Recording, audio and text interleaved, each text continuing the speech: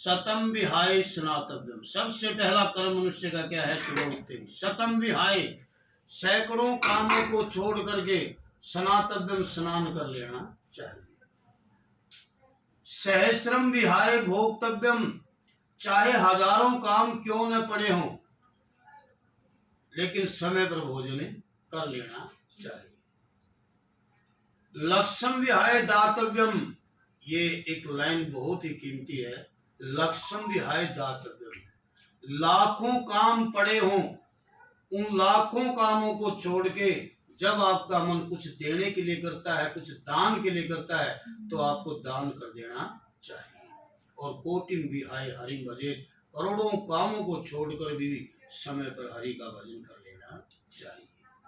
तो हरि भजन का बहुत ही महत्व है, क्योंकि भगवान जिसको अपने आगोश में रखते हैं, अपनी अनुकंपा के दायरे में रखते हैं, उस आदमी को कभी भी किसी प्रकार का कोई भय नहीं होता। रामायण का एक प्रसंग है, जब सेतु निर्माण हो रहा था तो सब वानर भालू पत्थरों को उठा उठा के श्री राम के घोष से जल के अंदर, समुद्र के अंदर फेंक रहे थे। और नल और नील दो विश्वकर्मा के पुत्र थे, जिनको वरदान था, वो उस पुल का निर्माण कर रहे थे। भगवान श्री राम भी पास में खड़े हैं। भगवान श्री राम के मन में जिज्ञासा उत्पन्न होती है कि क्यों नहीं मैं भी एक पत्थर पानी के अंदर फेंक के देखूं। लेकिन फिर उसी क्षण के मन में एक भाव आता कि हो सकता है तेरे द्वारा फेंका पत्थर पानी में डूब जाए और यहाँ पर तू उपहास का पात्र बनेगा। कहीं एकांत में जाके पत्थर फेंकता हूँ। समुद्र के किनारे किनारे भगवान श्री राम चल पड़ते हैं, हनुमान जी पीछे पीछे चलते हैं। बहुत दूर जाके भगवान ने एक पत्थर उठाया और समुद्र के अंदर डाल दिया। जो ही समुद्र के अंदर पत्थर डाला, उनके हाथों से छूटा, त्यों ही पत्थर समुद्र के अंदर डूब गया। बड़े उदास हुए भगवान श्री राम, लेकिन पीछे से हनुमान जी खड़े करने लगे, प्रभु ये क्या किया आपने?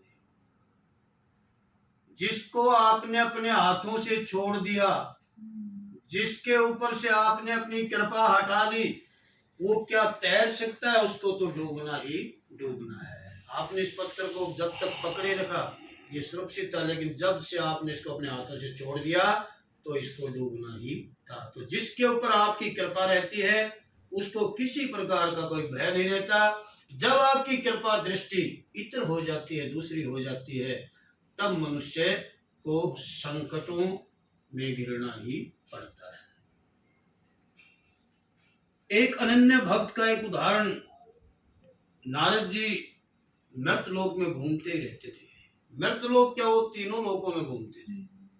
एक दिन इसी प्रकार नारद जी का मर्तलोक में भ्रमण, क्या देखते हैं, एक ऐसी आत्मा, एक ऐसा भागवती पुरुष जिसका एक श्वास भी भगवान के नाम के बिना व्यर्थ नहीं जा रहा। श्वास श्वास में प्रभु स्मरण, एक चैन बनी हुई है नाम की, हो रहा है। तो नारद जी उसको देख के नारद जी ने अंदाजा लगा, इससे तो बड़ा भगत भगवान का कोई नहीं होगा।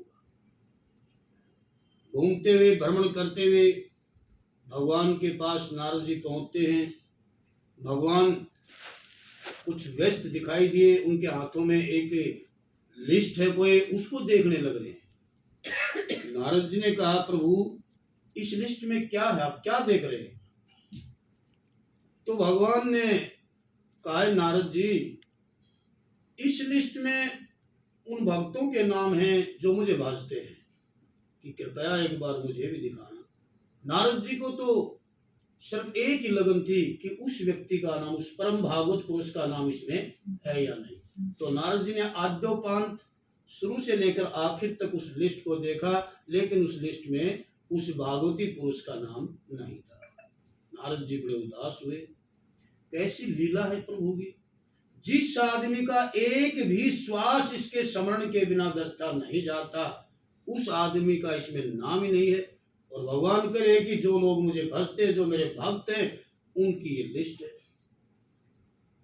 सस्पेंस हो जाता है, ऊहापोह की स्थिति हो जाती है नारद जी की। भगवान भांप गए उसको, कहने लगे नारद जी क्या बात है कि भगवान कुछ नहीं, मर्तलोक में मैंने एक भागवती पुरुष, परम भागवत पुरुष, जिसका एक श्वास भी आपके नाम के बिना व्यर्थ नहीं जा रहा, और इस लिस्ट में उस भक्त का नाम ही नहीं है।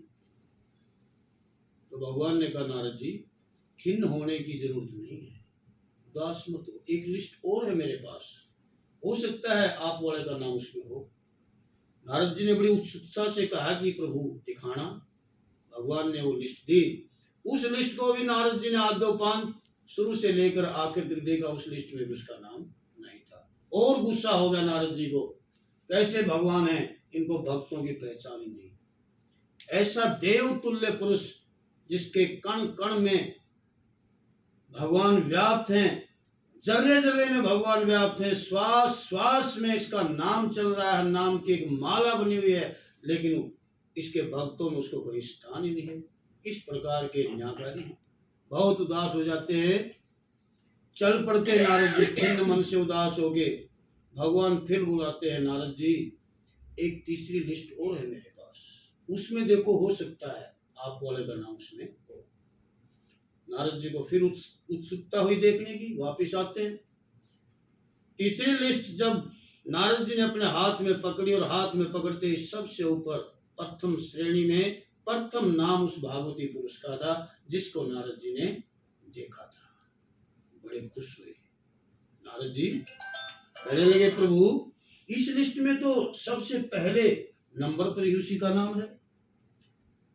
तो नारद जी समझे आप इन तीनों लिस्टों का रहस्य क्या है? कि क्या महाराज, कि पहले वाली जो दो लिस्ट है उनमें उन भक्तों के नाम हैं जो मुझको भजते हैं, और जो तीसरे वाली लिस्ट आपके हाथ में, इनमें उन भक्तों के नाम हैं जिनको मैं भजता हूँ। तो आप वाला जो भागवती पुरुष है उसको तो मैं भी भजता हूँ। तो जो भगवान के सच्चे भक्त होते हैं, भगवान उनके वश में होते हैं, उनके कारण अपने पर्ण को भी तोड़ देते हैं। उनके काम, नरसिंह भगत का आपने किस्सा सुना होगा, स्वयं भगवान श्री कृष्ण ने नरसिंह सेठ का भात भरा, खुद प्रस्तुत हो गए वहां पर। नंदा नाई राजा की सेवा में जाता था, 3 दिन से बेचारे को बुखार हो गया, राजा की सेवा में नहीं जा पाया वो, लेकिन ठाकुर जी का भक्त था, बहुत अनन्य भक्त ठाकुर जी का। कुछ तो बुखार और कुछ राजदंड की चिंता कि 3 दिन से अनुपस्थित होने पर राजा न जाने क्या दंड देगा तेरे को, और कुछ बीमार, दोना उससे दोगुना बीमार होगा नंदा इस सोच सोच में। जब तीसरे चौथे दिन वहां पर राजा की सेवा में पहुंचा, नंदा दूर से हाथ जोड़ लेता है, राजन मुझे माफ करना, मैं तकलीफ में था, बीमार था, न मैं आपको सूचना देने पाया और न मैं आपके पास सेवा में प्रस्तुत हो सका। राजा ने कहा अरे नंदा तुम क्या कर रहे? कि महाराज मैं बीमार था। अरे एक दिन भी तो अनुपस्थित नहीं रहा तू, रोजाना मेरे पास आता, जैसे मेरी सेवा करता था वैसे ही करके जाता है, कहाँ कमी रहेगी, क्यों झूठ बोल रहे हो? नंदा नाई को ज्ञान हो गया इस बात का कि प्रभु ने तेरी ड्यूटी आके संभाल ली। तो ये भक्तों के वश में रहते हैं। जो भी भक्त, एक भक्त और था धन्ना जाट। धन्ना जाट की जो पत्नी थी बड़ी कलिहारी थी, बात बात पर उसको पीड़ित करती थी। वो बिल्कुल सरल स्वभाव का था, घर से चल पड़ता है बेचारा, साधुओं से संपर्क हुआ, ब्राह्मणों से संपर्क हुआ, साधुओं से संपर्क हुआ, फिर एक ब्राह्मण से संपर्क हुआ। उसने अपनी व्यथा सुनाई कि मेरी पत्नी बड़ी कलिहारी है, घर पर मुझे टिकने ही नहीं देती। एक ब्राह्मण जैसे अपने पास ठाकुर जी है, उसके पास ठाकुर जी भी थे और शालिग्राम जी थे, थोड़े वो ब्लैक से कलर के, आपने देखे ना इस तरह के। तो उसके पास बैठ जाता है। उस ब्राह्मण ने उसको कहा कि धन्ना ये शालिग्राम ले जाओ, ये ठाकुर जी शालिग्राम सेम है, एक ही बात है, इनका भोग लगाओ ठाकुर जी का, तब खाना खाओ, सब कुछ ठीक हो जाएगा। तो उस दिन से धन्ना जो है अपने शालिग्राम को, अपने ठाकुर जी को घर पे ले आए। जैसा भी उसके घर पे बनता वैसा पहले उसका भोग लगाते और मतलब तब खाना खाते थे। इतने भाव विह्वल हो गए, भोग लगा के पास में डंडा लेके खड़े हो जाते थे, अगर तूने नहीं खाया तो डंडे से तेरी पिटाई होगी। इतने मतलब प्रभु प्रेम में पागल हो गए। उसकी औरत बड़ी कलिहारी थी। जवार जो बिजाई करते हैं उसका समय था, वो जवार का बीज उसको दे के कहा कि जाओ खेतों में जवार बीज के आओ। तो नंदा उस जवार को लेके चला। 4 साधु रास्ते में मिले। नंदा क्या वो धन्ना जाट 4 साधु मिले, भूख से व्याकुल थे, कहने लगे भाई धन्ना क्या है इसमें? कि महाराज इसमें तो जवार का बीज है, मैं खेत में जवार बीजने के लिए जा रहा हूं। अरे धन्ना हम 4 दिन से भूखे हैं, ये जवार हमें दे दे भैया, हम खा लेंगे और हम भूखे मरेंगे, ये तो बहुत बुरा पाप तुझे लगेगा, क्योंकि तुम ही हमें मिले और तुम्हारे पास है, तुम अगर मना करोगे तो हम भूख से मर जाएंगे।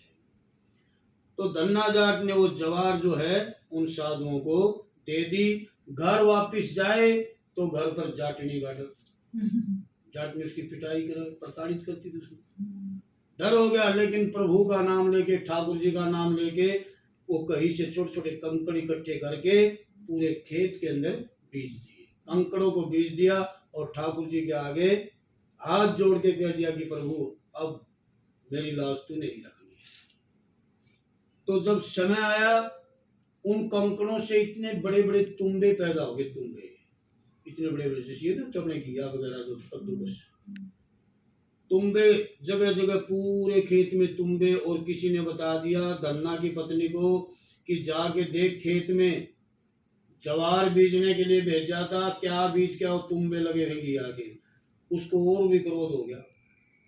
वहां से मतलब गई, जाके देखा कि सारे खेत में तुम्बे हैं। धन्ना घर पे ठाकुर जी की सेवा कर रहा, अपनी खड़ताल बजा उसका भजन करे। एक सबसे बड़े वाला तुम्बा तोड़ दिया उसने, धन्ना की पत्नी ने, कि जाके उसके सिर में मारूंगी सबसे पहले।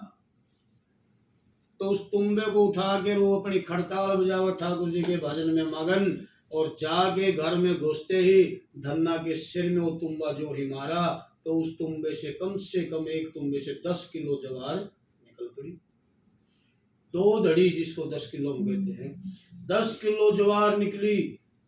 पूरे तुम्बे खेत से तुड़वाए गए तो जवार ही जवार, जवार ही जवार, पूरा घर धन्ना का जवार से भर गया।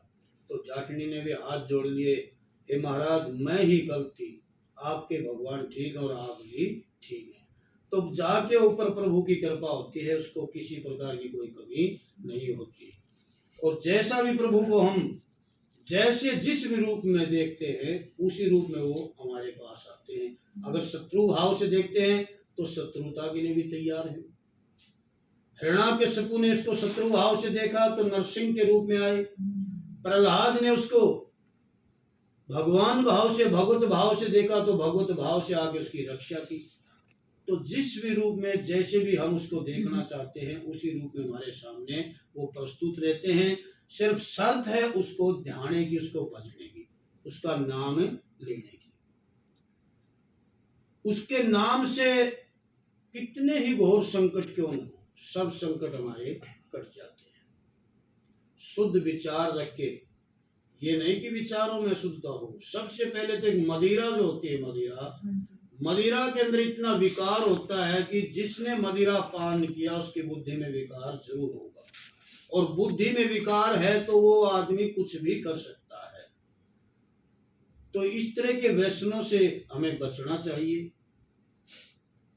एक बात बताओ आप मुझे, हमारा ये घर है, ईंट सीमेंट गार वगैरह से बना हुआ है, चूना वगैरह से, और इस घर में सुबह सुबह आके कोई भी आदमी मांस, मिट्टी या शराब वगैरह उड़ेलता है, क्या हम उसको यहाँ से खाली जाने देंगे? उसको डंडा लेके उसके पीछे पड़ेंगे, हराम जादे, तुम्हारी हिम्मत कैसे हमारे घर में इतनी ये कुत्सित चीज डालने की। तो जब ये गारा सीमेंट ईंट के बड़े मकान में को जब हम इतना पवित्र रखते हैं, किसी को यहाँ पर मतलब कोई भी गंदी वस्तु हम नहीं फेंकने दे, तो ये भी तो मकान किसी का बनाया हुआ है, कोई तो वास करता है इसके अंदर, उस प्रभु का वास है इसके अंदर। इसके अंदर जब हम शराब डालते हैं, मांस मिट्टी डालते हैं और कोई इस तरह की चीजें डालते हैं जो अशोभनीय हैं, निंदित हैं, तो क्या वो प्रभु जिसका मकान है, जो मालिक है, क्या वो नाराज नहीं होगा? जब हम इतने नाराज होते हैं, नाराज तो होता है, लेकिन हमारी इंद्रियां हमारे काम में नहीं है। हमारी इंद्रियों के वशीभूत हो करते हैं जो कुछ करते हैं। कोई भी काम करने से पहले हमारी अंतरात्मा उसके लिए मना करती है कि काम गलत है, मत करो इसको, लेकिन इंद्रियों के वशीभूत इतने हैं, कौन देखता है, कौन पूछता है?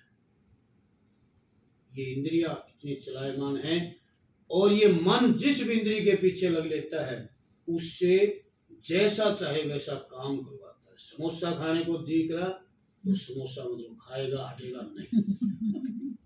सही है। समझे नहीं? मैं सही कह रहा हूँ। जिस भी इंद्रिय